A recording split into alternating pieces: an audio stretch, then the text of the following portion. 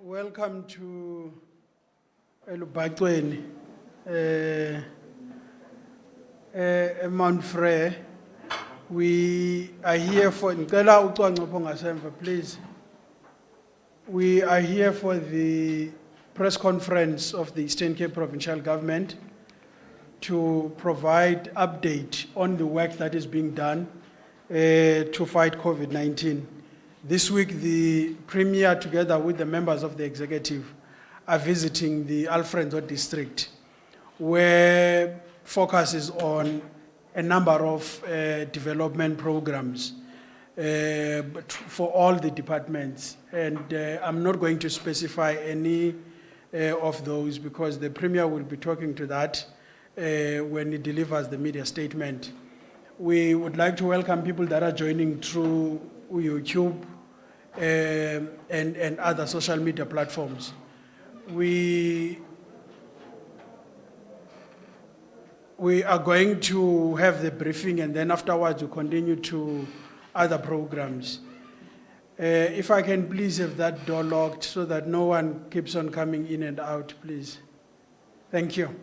So without wasting time, I'm going to invite the Premier to come to the podium so that you can hear from him and have a conversation with him and the MECs that are here. Premier, thank you.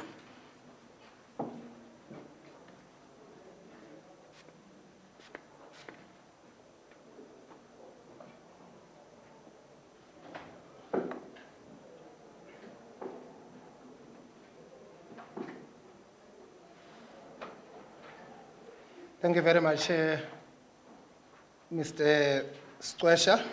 Good morning to MECs present here, MEC for Health, MEC for Public Works, MEC for the Department of Rural Development and Agrarian Reform, MEC Math. And good morning to also the Executive Mayor of the district and the Honorable Member, Honorable Dwabu, the HODs that are present and municipal managers, the media houses. Good morning to you all. Welcome to our weekly scheduled press conference on COVID-19. We want to address two important issues today. One is related to our healthcare response to COVID-19, and the other is related to the implementation of government priorities under Alert Level 2. Yesterday, we closed the Women's Month in our province, a month that is dedicated to the struggles that were waged and won by the women of our country who led a revolution against the unjust laws of the apartheid regime.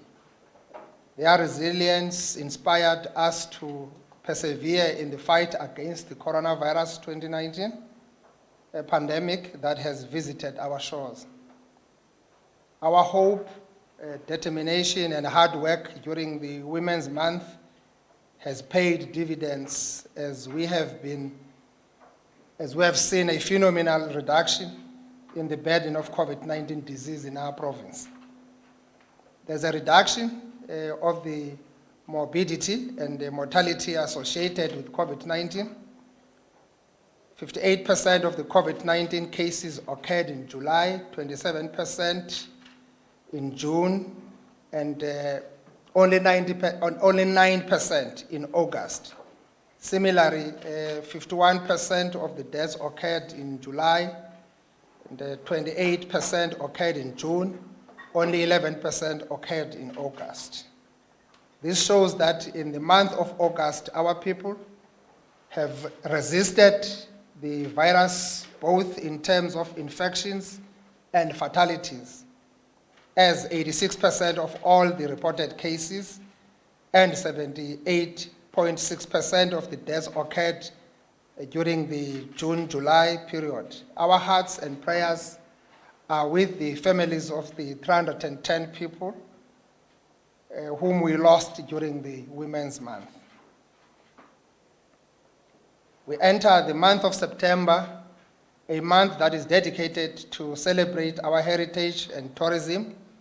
We are in a better footing than we anticipated, as our epidemiological data signals that we are winning the fight against the virus than what was projected by various experts. Various models that were presented by health experts predicted that COVID-19 cases will peak in July and early August, and that under almost all scenarios, hospitals and ICU capacity will be exceeded.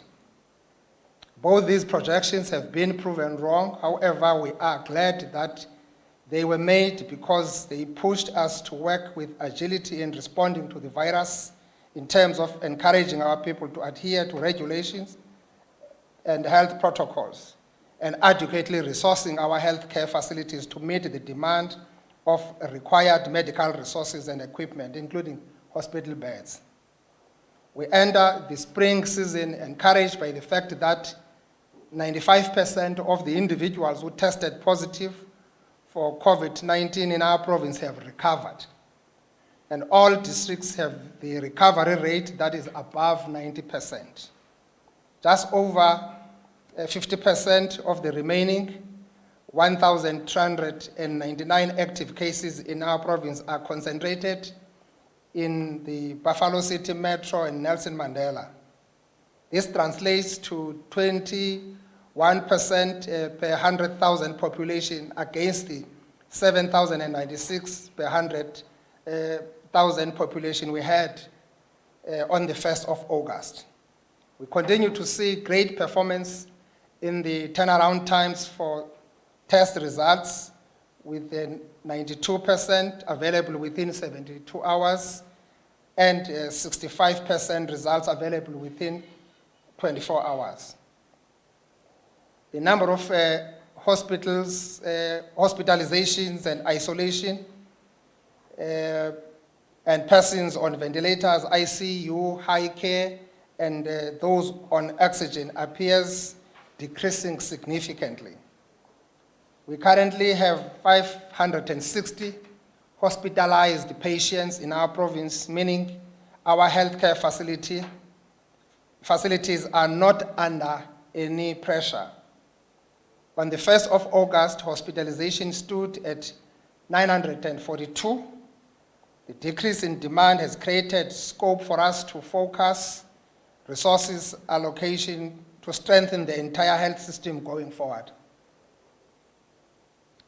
These outstanding results have not just happened by themselves. They are due to the resilience and discipline of the people who tested positive, friends and the families who supported them. They are due to the communities who continue to adhere to regulations of washing hands, wearing masks, and social distancing. They are due to the long hours that have been sacrificed by our healthcare workers on the front line caring for the sick. While we appreciate these results, we are not under the illusion that we have defeated this virus. Thus, we are not ceasing our efforts of completely stopping its spread in our communities. These are imminent threats of our fight against this virus, and these are the reopening of schools, which is a positive initiative that may have unintended consequences. This morning we visited Imakaula. We all know Imakaula became one of our epicenters. I can tell you, from where I'm seated, I'm quite comfortable. I think the situation is under control, the school is focused, everything is actually handled with care. We just met the SGB stakeholders, traditional leaders, and the labor in that school. So I'm quite happy with what I've observed in that school.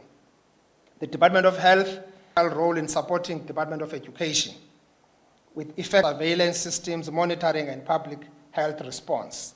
The impact of the sale of alcohol is another threat to the public health services. The sale of alcohol may result in an increased trauma-related cases which may overstretch the resources of the health system and expose patients and healthcare workers to possible infection. The misinterpretation of the level 2 regulation by the public is threatening to spark new. Ufuna ukubacela abantu bakuthi into kokuba alert level 2 akathi i-coronavirus iyekile okanye ayisekho. Alert level 2 uzama ukungqina amazwi athi nangona sisilwa nale ntsholongwane kodwa abantu bakuthi mabaphile ubomi babo. Masizama ubuyisela ubomi babo esiqhelweni. Izawufuna ke ngoku abantu abazawuziqoqosha nabantu abazawuziqwalasela, abantu abazawuhlonipha le ntsholongwane bayoyike, bayazi basiphila nayo. Sisenophila nayo futhi unyaka wonke ubheka phambili. Kodwa ngendlela nje siziphethe ngayo, uba sinxiba ezi masks, siyabona ukuintroducewa kwe-mask and they were made mandatory. The drastic reduction in the infection rates improved a great deal. So sicinga into kokuba izawusinceda ke loo nto uba sizame ukugxininisisa kule nto kokuba nangona kuthotywa amanqanaba okuba sisilwa nale ntsholongwane elizweni, loo nto ayithethi ukuthi le ntsholongwane ayisaphili. Masilumke sizigcine sikhuselekile singabantu. This can lead to emergence of clusters of COVID-19 cases and regrettable deaths. Sibone kakubi, asikabikho esinye isifo mna okwandazalwa endike ndasibona sibulala abantu aba close to 3,000 apha e-Eastern Cape ngenyanga ezinhlanu. Abantu abebene hypertension, abantu ebebe ne-HIV and AIDS, nezinye izifo, respiratory diseases, ababene asthma, bebengasweleki, bebesenongasweleki for the number of years to come. But because of COVID-19, we have lost so many people who would have lived longer their lives. So i-COVID-19 on its own isiphathele nje enye imeko nje engantlanga, iyafuna uba siyiqwalasele loo nto, siyiqaphele. Yiyo le nto abantu abadala funeka sibakhusele. Yiyo le nto abantu abane-comorbidities funeka nabo bazigade, bazilumkele kule meko. I-comorbidities ke ngomgcineni, ubunomgcineni wakho ozazi ngawo, zigcine ecaleni ukwenzela uba ungabikho phakathi kwemeko yobuzibone usengxakini. We want to remind our people that 2,876 people lost their lives to the virus in our province, and it is still deadly. Isabulala nangoku izolo kukho abaswelekileyo, there are about 16, if I'm right. So the numbers of deaths are still there. We still have about 560 people in our hospitals abasa admitwe. So masiyazi into kokuba ukuthotywa kwamanqanaba ayithethi ukuthi ubomi bubuyela esiqheleni ngendlela epheleleyo. We therefore plead with them not to continue to be vigilant by wearing their masks. We are really pleading to our people, let's remain vigilant by wearing our masks, as I've indicated before, washing their hands and maintaining social distancing. Omasipala sodolophu mabaqinisekise uba amanzi akhona ebantwini. Apho sine problem nezikims ezingaphumi amanzi kakuhle, amatanki as we have done. Amatanki makabe khona, i-tankers mazikwazi ukugalela amanzi, abantu babe ne-access emanzini.